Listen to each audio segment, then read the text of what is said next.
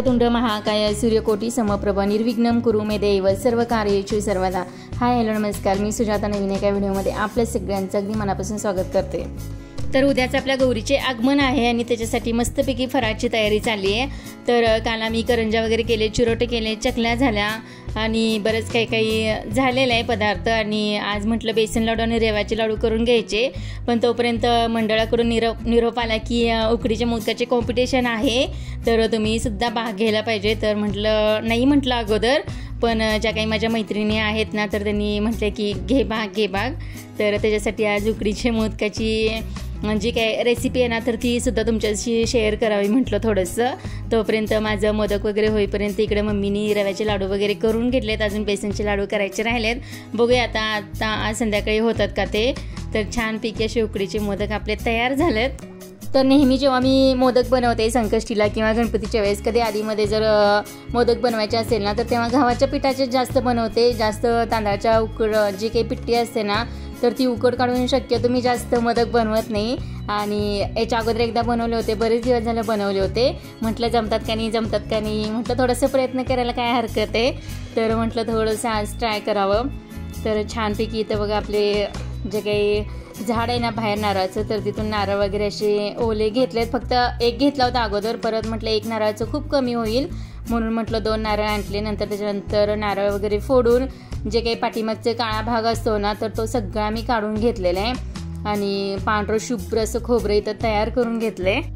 तर खोबऱ्याच्या पाठीमागचा जो काही काळा भाग असतो ना, म्हणजे जे काही साल असते एकदम काळ्या कलरची, तर ती सगळी काढून टाकली ना, पांढरं शुभ्र खोबरं झालं की एकदम चवीला छान होतात ना, म्हणजे ते मोदक आणि सारण छान बनतं। तर ह्याच्यासाठी मी आता मस्तपैकी तांदळाची पिठी वगैरे दळून घेतलेली आणि तर मी हे करून घेतले। 1 वाटी जर का तांदळाची पिठी असेल ना, तर तिथं 2 वाटी आपल्याला पाणी ठेवायचं, त्याच्यामध्ये थोडंसं तूप आणि मीठ घालून घ्यायचे आणि पाण्याला चांगली उकळी आल्यानंतर आपल्याला ही सगळी पिठी त्याच्यामध्ये घालून चांगलं एक 10 मिनिटासाठी वाफ द्यायला ठेवून द्यायचे।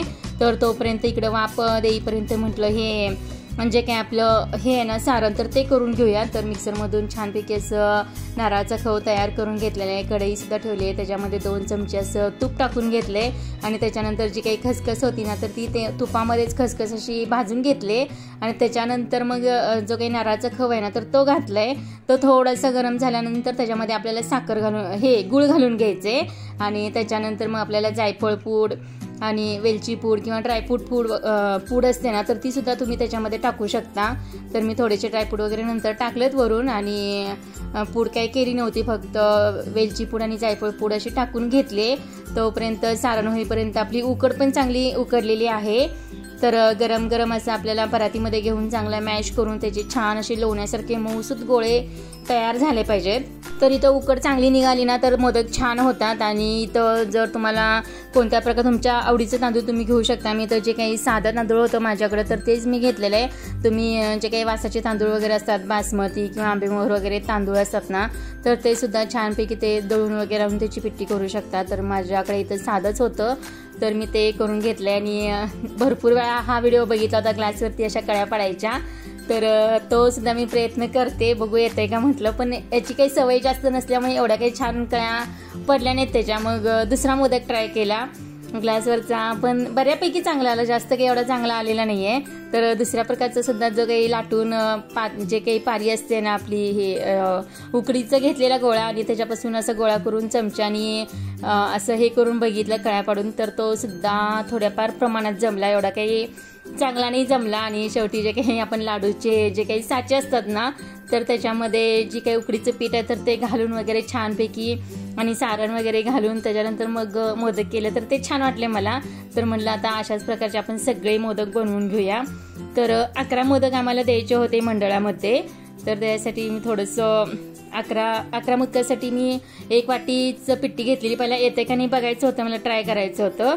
तर त्या 1 वाटीचंच भरपूर असं झाले, जवळजवळ एक 20-25 मोदक माझे तयार झाले तिथं। तर छानपैकी असं साच्यातनं असे मी 11 मोदक अगोदर करून घेतलेत। तर मंडळामध्ये नेहमी आमच्या काहीतरी स्पर्धा होत असतात अशा, आणि रांगोळीची स्पर्धा असतात, संगीत खुर्ची स्पर्धा वगैरे असतात, पण ही मोदकचं फर्स्ट टाइमच असं ठेवलेलं आहे कॉम्पिटिशन। तर सगळ्यांच्या म्हणण्यानुसार आज भाग घेतलेला आहे, नंबर येऊ किंवा न येऊ, पण करण्यात एक छान मजा असते।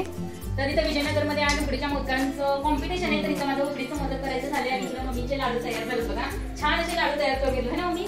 मम्मीचा रवा लाडू फेमस आहे. तर छान असे लाडू करून हे गोल लाडू करून घेतले आणि नैवेद्यासाठी असे जे काही साचे आहे ना मोदकाचं साच्यात हा त्यांनी करून घेतले. मस्त झालं. छान झाले लाडू. छान छान झाले. मस्त करतात लाडू आणि सगळ्या फेमस आहे मम्मीचे रवा लाडू. तर छान असे माझी इकडे मोदकाची जी काही तयारी होती ना तर दिवाळीपर्यंत मम्मीचे लाडू वगैरे झाले. तर तिकडे माझं मोदक पण होत आले आणि अचानक पण बाकीची जे काही काम होते ना तर ती सगळी आवडून घेतलं नाही. होय होय झाली सगळी. तर सगळीजण या मोदक खायला. उकडीचे मोदक एवढे करून झालं.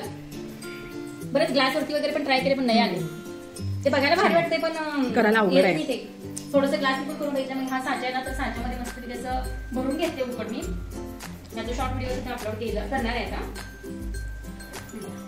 इथं 2 नारळाचं हे करून घेतलंय. काय म्हणतात मग सारण.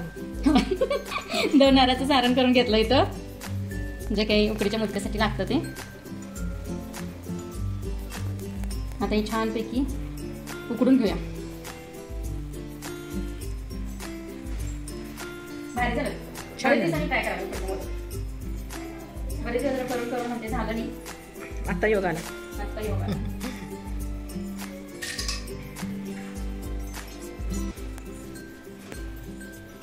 केशर संपत आली पुन्हा. तर 11 द्यायचे तिकडं मंडळामध्ये आणि जे काही बाकीचे राहिलेले ना तर घरी होतात ते म्हणून थोडेसे करून घेते.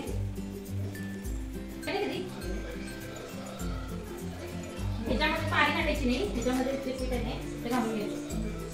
असं घालायचं. थोडंसं तूप लावून घ्यायचं तुपाला. पहिल्या काही लावलं तर चालतं परत नाही लावलं तरी चालतं. थोडंसं तुपाचा हात लावलं ना थोडं फिरवून घ्यायचं असं ते टाकून. आमच्या मम्मी स्वयंपाकात खूप एक्सपर्ट आहे. त्यांच्या हातात खूप चव आहे. छान करतात सगळं. स्पेशल झुणका.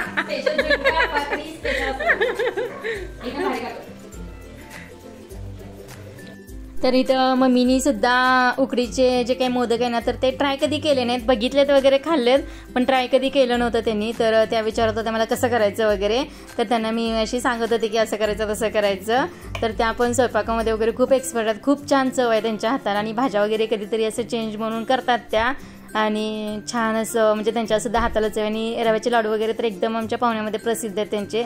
सगळ्यांनाच लाडू वगैरे आवडतात रव्याचे. आणि रव्याच्या लाडूचे शूट काही जास्त मी घेतलेलं नाही कारण याच्या अगोदरसुद्धा मी रव्याच्या लाडूचा पूर्ण व्हिडिओ अपलोड केला आपल्या चॅनलवरती.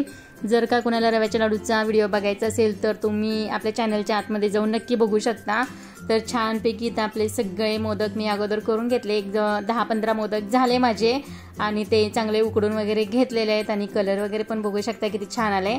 आणि केशर माझ्याकडे थोडंच होतं त्यामुळे मी जे काही मोदक झाले होते ना 10-15 तर त्याच्यासाठी तेवढं केशर लावून घेतलेलं. आणि थोडासा येलो कलर होता तर मी थोडासा लावून घेतला त्याच्यावरती. आणि गरम गरम असं मोदकावरती असं साजूक तूप घातलं ना तर मोदकाला अजून जरा छान चव येते. तर मी छानपैकी तर गरम गरम मोदकावरती असं साजूक तूप असं घालून घेते. इथं बघू शकत असाल मोदकाच्या आतमध्ये सुद्धा किती छान असं सारण भरलेलं आहे. आणि कलर वगैरे पण एकदम छान असा आलेला आहे. आणि सारण म्हणाल तर एकदम मऊ लुसलुशीत झालेलं. आणि जे काही वरचं पाती असते ना तर ती एकदम मऊ लुसलुशीत झाली होती. आणि थोडंसं पीठ एक 15 ते 14 मोदक माझे झाले होते. आणि थोडंसं प्लॅस्टिकचं मोल्ड आहे ना तर त्याच्यामध्ये सुद्धा होतंय का बघायचं होतं मला. तर त्याच्यामध्ये सुद्धा एक 5-7 मोदक मी करून घेतलेत आणि ते सुद्धा छान झालेत. आणि स्टफिंग वगैरे एकदम असं छान व्यवस्थित झालेलं आहे त्याच्यामध्ये सुद्धा. आणि जे काही मोदकाचा आपण जो मोठा साचा असतो ना लाडूचं तर त्यातनं थोडे केले. आणि हे आहेत ना तर ते प्लॅस्टिकच्या मोल्डमधून असं करून घेतलेत. तर ते सुद्धा इथं उकडायला ठेवलेत. तर छानपैकी असे उकडीचे मोदक आहेत ना तर तयार झालेत. म्हटलं घरातल्या गणपतीला वगैरे नैवेद्य दाखवून घ्यावा. तर इथे छानपैकी माझं नैवेद्य दाखवायचं काम चालू आहे. आणि मस्तपैकी असे आपले उकडीचे मोदक इथं तयार झालेत. फर्स्ट टाइम केलेत असे कारण याच्या अगोदर सुद्धा केले होते बरेच. 1-2-3 वर्ष झाले असतील तर तेव्हा हे लाडू हे जे मोदक आहेत ना तर तेव्हा ते बनवले होते. आणि 3-4 वर्षांनी मी फर्स्ट टाइम आत्ताच हे जे काही उकडीचे मोदक आहे ना तर ते बनवते. आणि फक्त गव्हाच्या पिठाचे वगैरे काही असतात सारखे करते. पण उकडीचे मोदक बरेच दिवस झालं बनवून. तर येते का नाही असं करत केले होते पण आले छान. फक्त जे काही पाकळ्या आहेत ना तर त्या मला हाताने ट्राय करायच्या होत्या जास्तीत जास्त. पण ते काही जास्त जमलेलं नाही कारण कोणती गोष्ट प्रॅक्टिसशिवाय जमत नाही. नेहमी प्रॅक्टिस लागतं तरच ती गोष्ट आपल्याला व्यवस्थित जमते. तर याचं प्रॅक्टिस नसल्यामुळं ते थोडंसं व्यवस्थित नाही आले मोदक. आणि जे काही साच्यातनं वगैरे केले होते ना तर ते एकदम परफेक्ट असे मोदक आलेले आहेत। आणि याच्यामध्ये सुद्धा बघा तुम्ही किती छान असं सारण भरलेलं आहे आतपर्यंत। आणि याच्यावरती सुद्धा गरम गरम तूप वगैरे असं घालून छानपैकी असं हे मोदक खाऊन बघितलंय तर छान झालेलं आहे हे सुद्धा। तर हा होता आजचा व्हिडिओ आणि तुम्हाला व्हिडिओ कसा वाटला नक्कीच कमेंट करून सांगा। आणि जे काही मोदक बनवलेत ना आज उकडीचे तर ते सुद्धा तुम्हाला कसे वाटले नक्कीच कमेंट करून सांगा। आणि व्हिडिओ पाहिल्याबद्दल मी आपल्या सगळ्यांचं अगदी मनापासून धन्यवाद मानते। आणि जर का व्हिडिओ आवडला असेल तर लाईक शेअर आणि सबस्क्राईब करायला अजिबात विसरू नका।